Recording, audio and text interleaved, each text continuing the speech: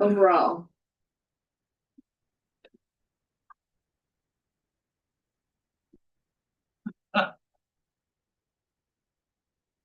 Okay, Okay, there you go. we'll call this meeting to order. Today is the 13th day of January. The time is 1:30, set for the executive committee of the Compass. I'll ask our Craig to call the roll. Thank you, Mr. Chair. Rod Beck. Here. Trevor Chadwick. Here. Online. Miranda Gold. Patricia Nelson here. Crystal Craig. For Rick Hogebum. Present. Brad Bolton. Dan Heyer. Here. Lindy Lindstrom. Here. Mary May. Here. Lauren McLean.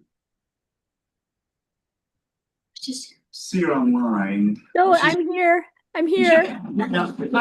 He said he was here. Oh, the audio is on. I was trying to turn it on. It is on. I'm here, and I had actually turned off my video when I thought I was turning off audio. That's why I was waving. Sorry. Matt Newton. John Overton. Here. Eric Phillips. And Joe Steer. Here. Thank you, Mr. Chair. We have quorum. All right, good enough. The next item is open discussion or announcements. Do we have any announcements or open discussion? Mr. Chair, Yes. I'd just like to remind everybody that Compass 101 is coming up on January 27th and 29th. And you are all, as well as your staffs, are all invited.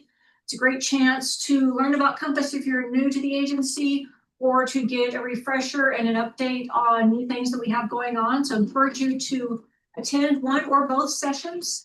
They are identical, just at two different times to accommodate schedules. You can find more information should be in your inbox, or you can reach out to me and you can RSVP to me or to Josie Gallup at jgallup@compassidaho.org. And I look forward to seeing you all there. Thank you. Any other discussion items or announcements? Mr. Chair, this is Mayor Chadwick. Mayor Chadwick. Hey, Go ahead. want to let everybody know that the Treasure Valley Partnership, we have a coalition of mayors and commissioners that'll be having a town hall, a community town hall tomorrow night in Nampa at 6 o'clock. So it's inviting the public to come in and talk about all things growth and all that kind of stuff. And our stances with the legislature and stuff like that. So I just want to make sure that that's out there for people to come to as well. And that's at the Nampa City Hall, correct? Nampa City Hall, yep. Yep. In the council chambers. In the council chambers, yep.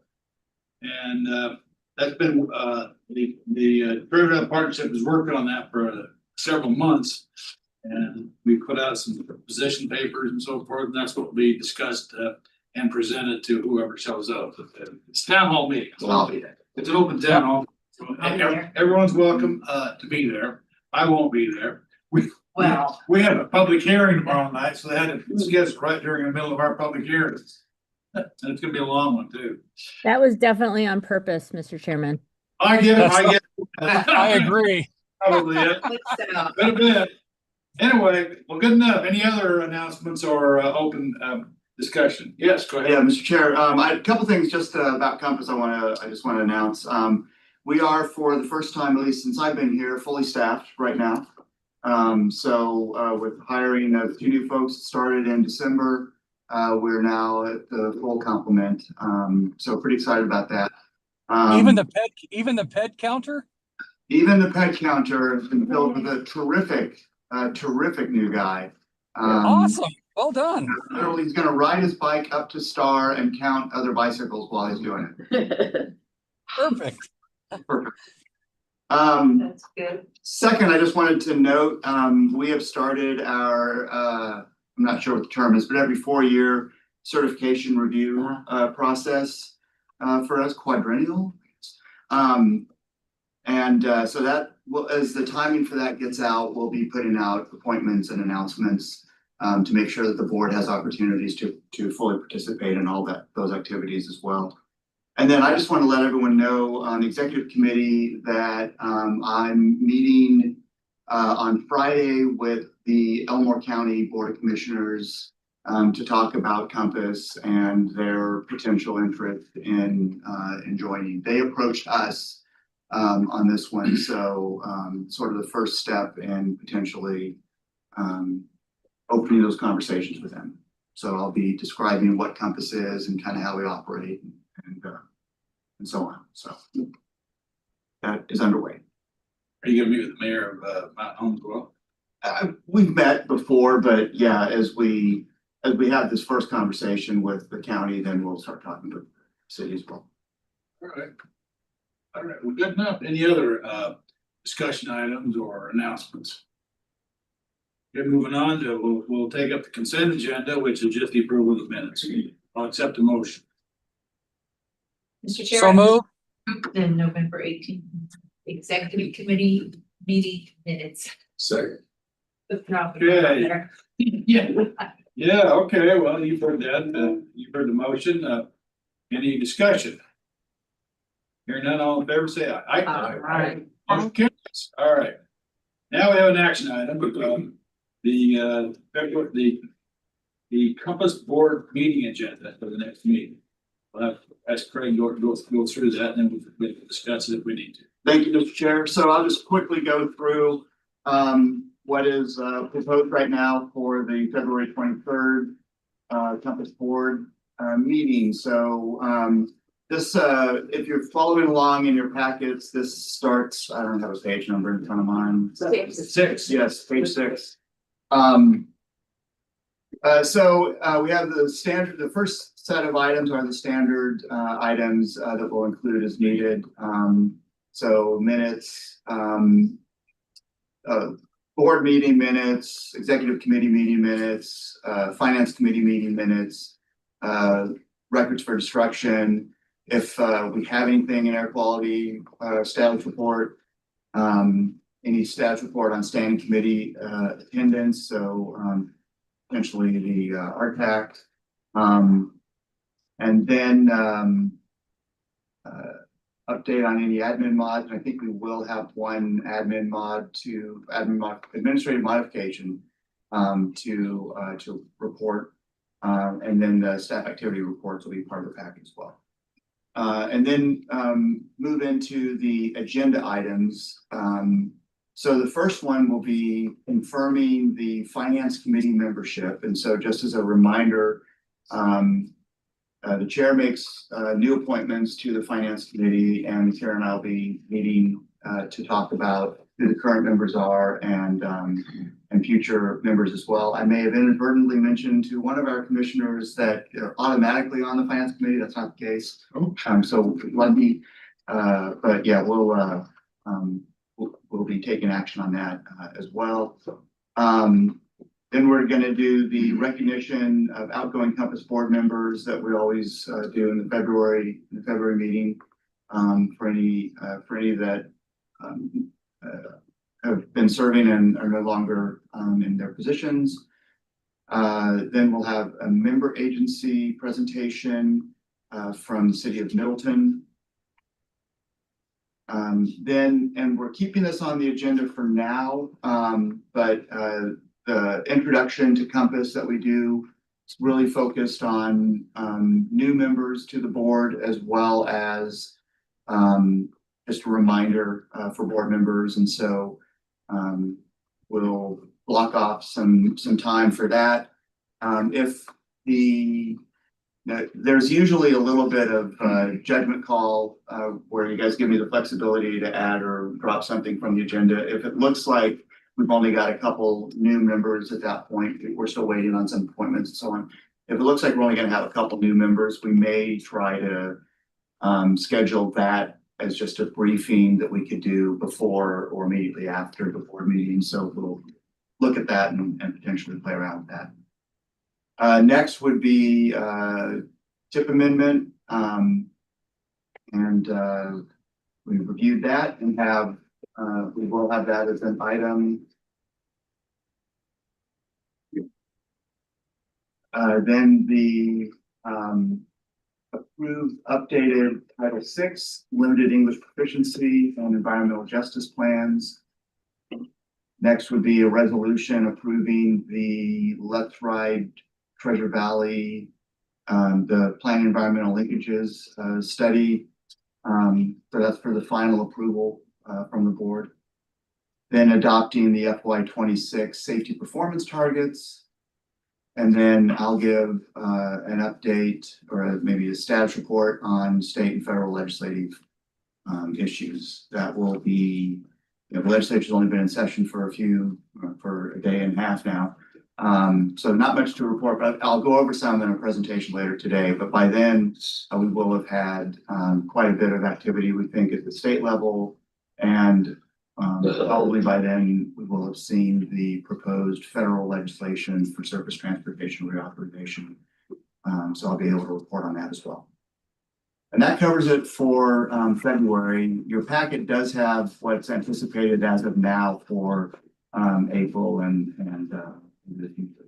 So, happy to discuss any of those as well if you're interested, but it's really the focus of February was the agenda item.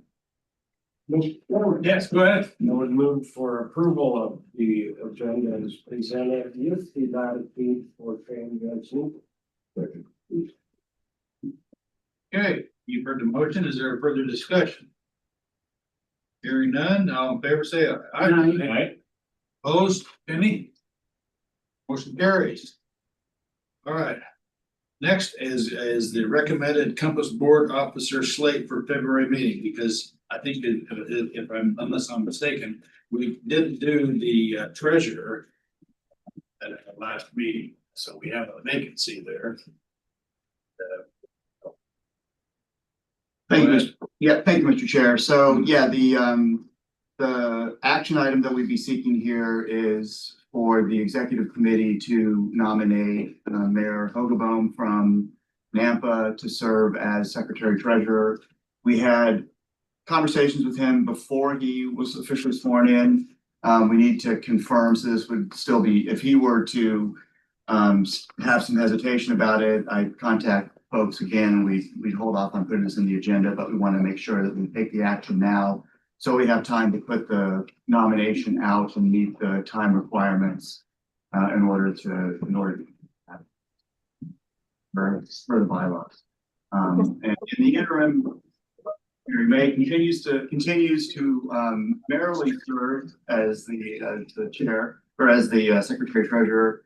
But we do want to go ahead and get that position filled, and by tradition, we alternate back and forth between Canyon County and Ada County for the officer slots. And so this will fill the Canyon County slot and start Mayor Hogaboam on the track through the officer ranks.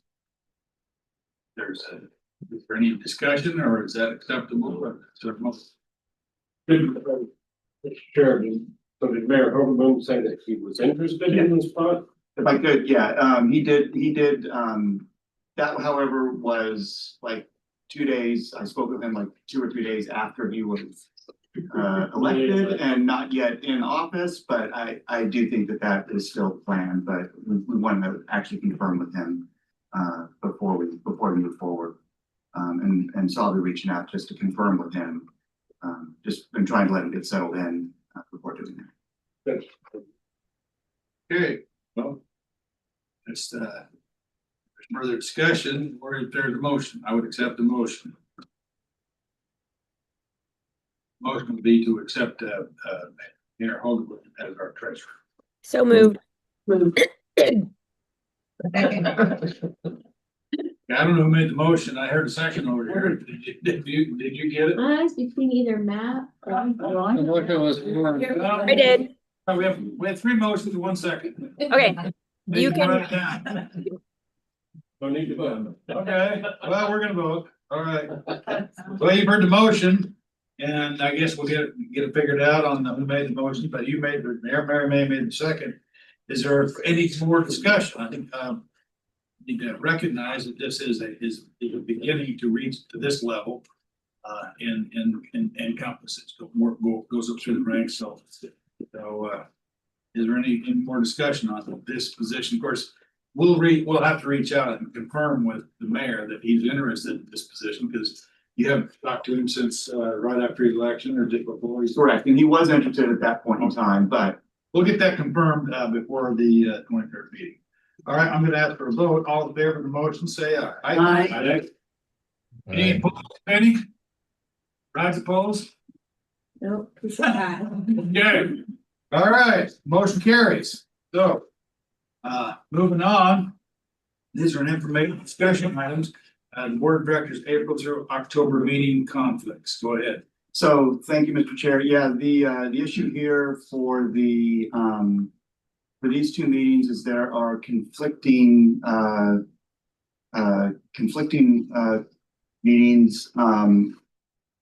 And I'm blanking now on what those are. Terry, do you, or let me turn over to Amy then? The April meeting conflicts with the Boise Chamber Leadership Summit in Sun Valley, and the October meeting conflicts with the NARC Executive Directors Conference and Board of Directors Retreat.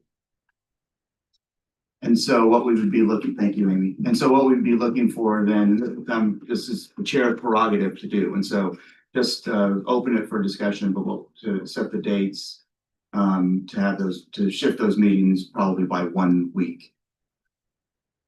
Later. 1 week later. Yes. Okay, is there any further discussion? And we'll prepare all the materials then for the chair to. We'll get that handled because it's not an action item.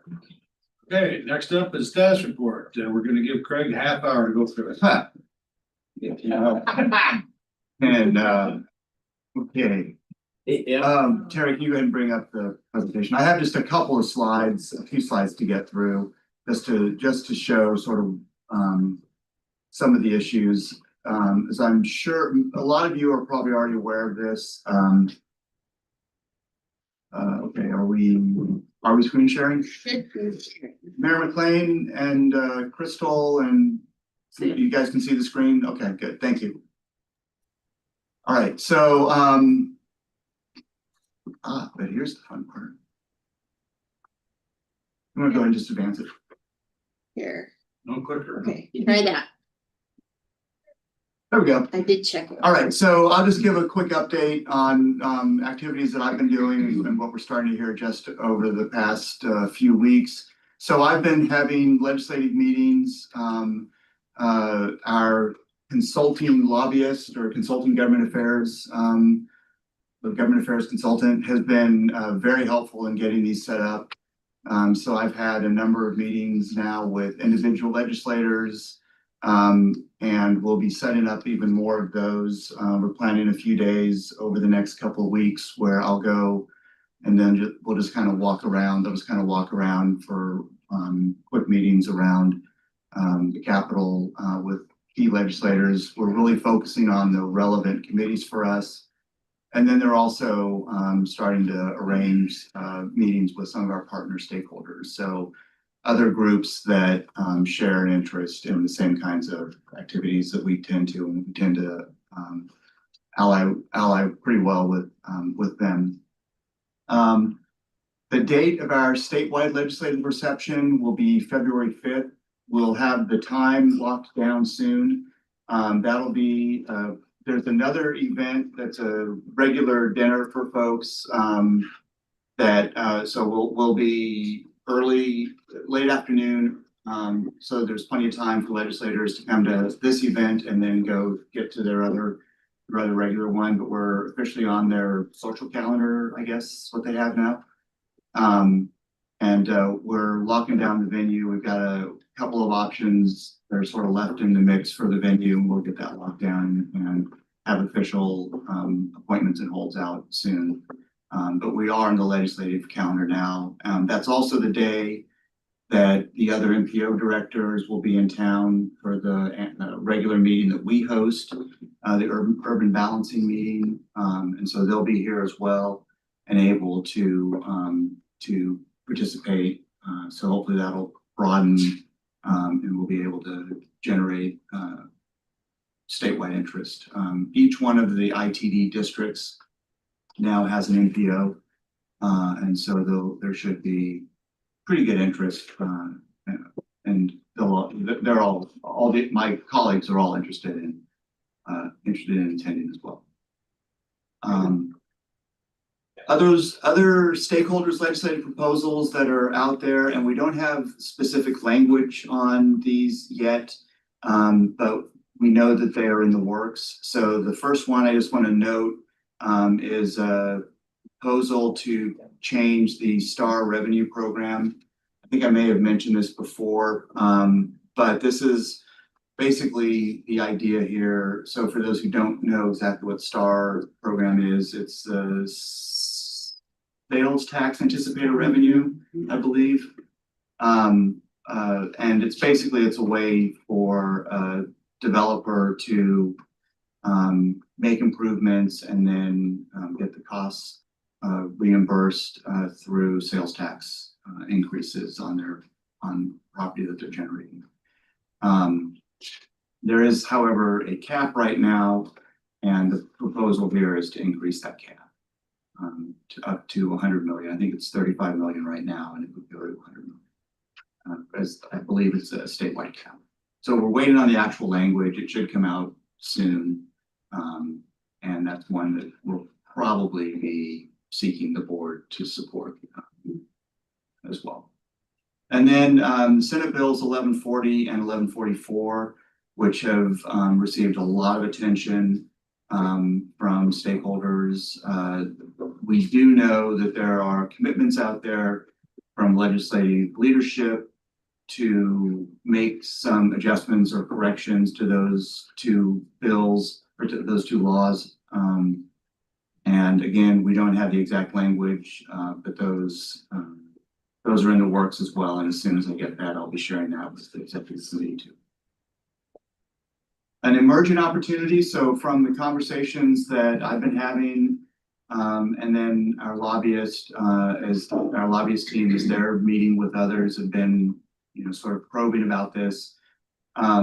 There's an opportunity that Compass may actually be able to lead, sort of carry the water on proposing and supporting and making the case for a study of sustained or long-term revenue options for both ITD and for local governments. And that's the point I've been trying to make all along, was when we first bring this idea up with legislators, they immediately focused on ITD's revenue needs. And this would really be in order for us to carry this one. And frankly, I think ITD wants us to carry this as well because they can't necessarily do it on their own. This would be an opportunity from my perspective to make sure that we're also looking at sustained revenue sources for other transportation stakeholders, for the cities and the highway districts and the other entities around the state that need this. Because of the work that we've done, that Amy led on the revenue study, where we've looked at what other states are doing, we have a really good position to be able to speak about it. So I think there's a good opportunity there for us. But as we continue to have conversations, it's just one of those topics that I'm raising, and we'll see where that goes. And then the last one to talk about, since it came out yesterday, is the proposed budget and impacts.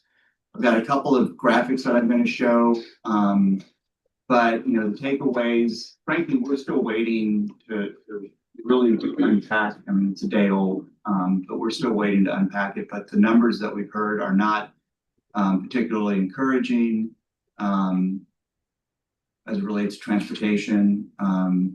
So there will definitely be reductions in the dollar amounts that are transferred to local governments.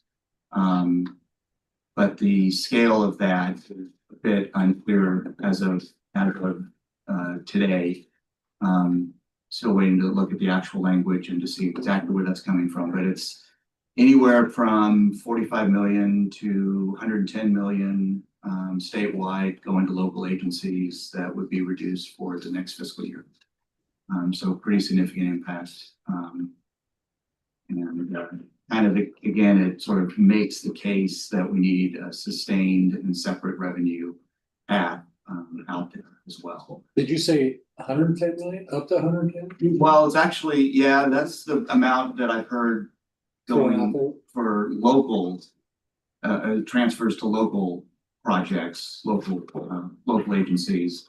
The total amount of cuts, and again, it's unclear. I've heard it described in different sources as a transportation cut of 275 million.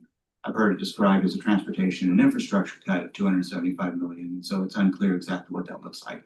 But when I get to this next slide, you'll get a chance to kind of see the scale. And then I'll just note that that also appears to likely impact all of the TECM funded projects that are out right now. What we're hearing informally is that there won't be any TECM bonding this year. And that puts a hold on a number of projects that I know are important to the board. We'll be digging into it and trying to pay as much attention to that and do what we can in all of this. Can you send us a list of those tech funded projects so we can look at it? I can send you yes, we will send the list of the currently tech funded projects. What we're trying to understand is what's been bonded and what hasn't yet been bonded. But let me just show these two. So this is what this is what ITD was using to describe highway project funding. This is what they were circulating as recently as, came out in October, they were circulating it up until early December. And so you can see there was already a bit of a reduction for fiscal 26 that they were already starting to factor in some of the budget concerns that have been circulating. But this is what they have been sharing now. This is what they used when they met with legislators in mid-December. And so you can see, I'm flip back and forth, but you can basically see all of the bonding amount that they were showing for fiscal 26. They're no longer factoring in. And there's that little hash mark part at the top of the column for fiscal 26. We believe that is the $45 million that the TECM agreement that went into place last year. We think that's the 45 million that is subject to the legislature taking action. So that's a strategic initiatives program fund.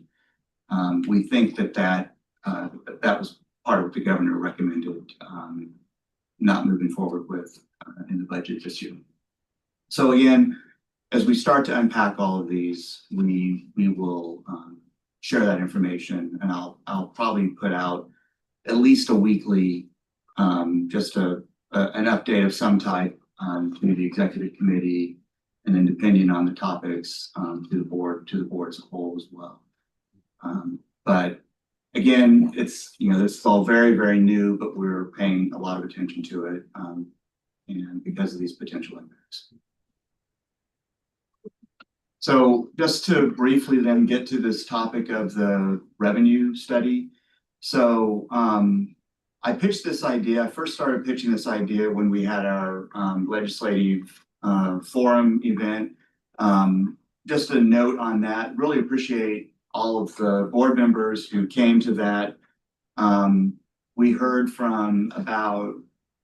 about 10 legislators were planning on attending. We ended up, as you guys all know, I think with 3 who came into the room and socialized a little bit, and a couple who stuck around for portions for all of the presentation. We'll get this on the schedule earlier next year if we were delayed because we were just starting the consultant at that time. But for later this year, the one that we'll do in December, we'll get it scheduled earlier in December, and we'll get the word out much farther rather than just a couple weeks. However, I put this idea out there of talking about developing a long-term strategy approach to address transportation revenue, and there's a lot of information I'm not going to get into around the needs for our region and why this is important for Treasure Valley. I'm going to work with the other NPOs to help them all be able to describe what their potential needs are as well. As I talk about this timeline with a couple of legislators or senators, they think it's too slow, and so they actually want to see it move faster. And so basically authorize study this year, do the study in the off session, and come back with a plan that the legislature could act on next year. Depending on what the nature of that plan is, some of this stuff would still play out because we would still then, need to go through if there's some kind of a local option as part of it, then that requires time to sort of build that campaign or process around that. So this timeline could easily change, but I have yet to encounter anyone who doesn't react positively to the idea of a revenue study and the idea of making it sustained in some way, a sustained revenue path in some way, as opposed to something where the legislature has to come back in every couple of years and reauthorize some type of activity. And as we're learning this year, even last year when we thought that the TECM was a sound approach, a solid approach, it's kind of looking like that may not get much accomplished this fiscal year. Yes, go ahead. Yeah, thank you, Mr. Chair. I after the reception, I went and looked up the exemptions that were referenced, the $8 billion that we currently. I wonder if there's any transportation related exemptions that would be valuable to study as a potential revenue source. Not all, I can't even say how many there might be, but Yeah. billion. There's a lot, there's a really long list of those. And so, yeah, we will, we are interested in we're probably going to be doing some additional preliminary type research to sort of shape out what a study could look like. And that could be among the options. So this is actually just a reminder. So this is, I used this also during the presentation back in December at the legislative forum. And the top items, basically the top 2/3 or 3/4 of this list, they're all from an existing study from someone else. And so that always makes it a little bit safer to refer to. So we're not proposing any of these. We're just saying these are tools that are out there. Our list of tools is actually quite a bit longer. But then I also wanted to note, the idea of maybe looking at local option fuel tax, some sort of property tax adjustment, regional infrastructure bank. A couple people have reacted positively to the idea of an infrastructure bank of some type. But whether it's statewide or whether we could somehow pilot it for our region, there's questions to be answered still, but to sort of demonstrate that it can work. But these are just ideas that are out there, and we'll continue to circulate and discuss to see if there's a potential path forward on something like this. That's basically it for the legislative update. I'm happy to get any feedback or comments or thoughts or anything, and we can do it now. You can always feel free to reach out to me on anything. Legislature. Go ahead. I was wondering if Terry could send that out to us. There's a lot to chew on that one slide.